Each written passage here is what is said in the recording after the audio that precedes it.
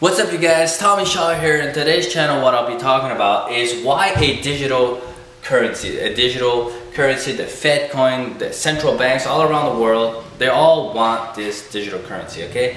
There's a reason why they want this digital currency, and the reason is for negative interest rates. They want a cashless society. So if something happens, a run on the banks, if people get scared, they don't want you to pull your money out. And this effect creates deflation, because think about it, when you're selling a financial asset like say real estate, you're selling that asset and you want to go into cash, this creates a deflationary effect on assets, because if you want to sell quickly, you're willing to take a 10% off or a 20% discount to go into cash because you really want to move fastly into cash. So the same thing with people who want to liquidate because they need money. When they liquidate, they can take an item that was worth $300 and sell it for $20 because they need cash. This is very deflationary. The same thing with negative interest rates. If you have a negative interest rate on your savings or anywhere in the banking system, you're going to move that money out of the bank because you don't want to pay the bank to hold your money there, because in a deflationary effect, what happens is that money tends to gain value and people don't spend right now because they're expecting the dollar to have more purchasing power. When you have an inflationary effect, the contrary happens, where everything costs more in the future and you're going to want to spend right now, and that stimulates the economy.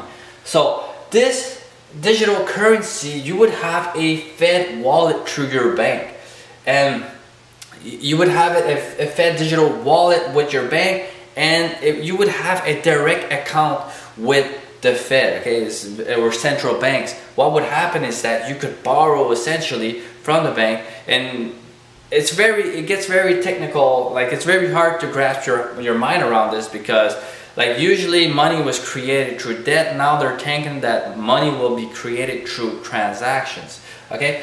All data on that digital currency you will be able to see all transactions. It will track all transactions. Everything will be, the IRS will know everything, where you spend your money, how you spend it, where you spend it. And this is a digital currency. This means you can program it. You can program where people spend it, how they spend it, when they spend it. Because if you're injecting money in the system, you want them to spend. So what you're going to do, if you want them to spend very quickly, or that you see inflation in a certain area, you're going to program that digital currency and say, okay, you bought $200 of grocery this week, that's enough for you. You're causing inflation in this sector, so we're gonna change the program of your digital currencies so that you spend more on your mortgage. Your mortgage is going down or up, whatever, and you don't care how much it's costing you because you just received some free money. Well, we're gonna penalize you if you spend here or there. They could essentially change that value. That's how I think they're going to do the taxes on that digital currency, is that they're going to change the value of the face value of that dollar, of that digital currency. What they're also saying is that you would be able to go from Fed to digital hard asset, or your not digital hard asset, but currency. You would be able to go into currencies and take that money out. But what they're saying is that if you went from the Fed digital currency to the cash, you'd be penalized. It would be worth less money because the more and more people are wanted to go with this digital currency. It's also to combat deflation, because right now we've been like all these asset bubbles have been going up because of debt. When you use debt and with a low interest environment, what happens is that it increases the net asset value of all assets, and it creates bubbles. It creates bubbles in the bond market, it creates bubbles in the real estate market, financial assets. Everything is in a bubble, and what happens when everything is in a bubble, it increases yield. You're not able to get any returns on anything, and this forces you to speculate on price, that you're saying, oh, I need everything to go higher in order to make money. Well, what happens when you're in that mindset? You're not able to construct on something solid, because if you were constructing on something solid like for yield, and you know the cash flow in every year, like investing in real estate or anything that has stable cash flows. That way you could always build wealth, and you wouldn't have to speculate in the stocks or whatever. Oh, it's gonna go up. Oh, I got the Fed behind me, the Fed put, and all that stuff. It's very hard to construct anything because your psychology is always affected by the market. Okay, so you can convert into cash, but it would be less beneficial because the interest rates, people can convert into physical cash. Okay, you can convert into physical cash, but it would be less beneficial. Could essentially control inflation, because if you can determine where that money gets spent, how it gets spent, when it gets spent, you can essentially control GDP and inflation. Because if you want to increase GDP, you just make people spend faster.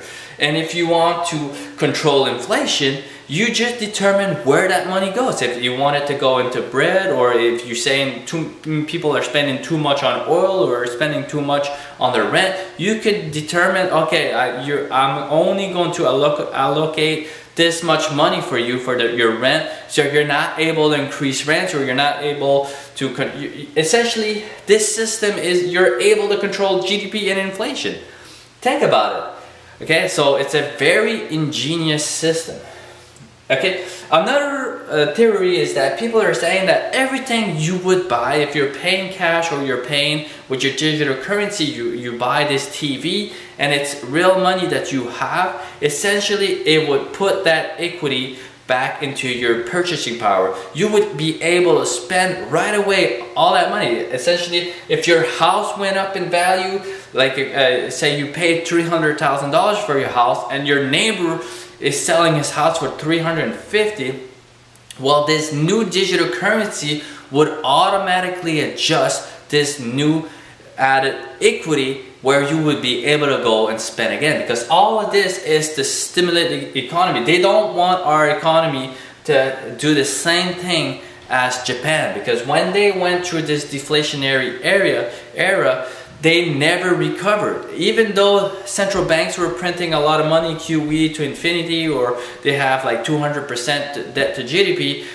even though they did all that stimulus, they were not able to combat deflation. So we're trying new tools to have this successful. It doesn't mean that it's going to be successful, but usually when we go into depressions or deflationary environments, the stock market and real estate, everything can get restructured. And what they don't want is they don't want to go through that cycle of restructuring everything. What they want is to keep asset prices inflated.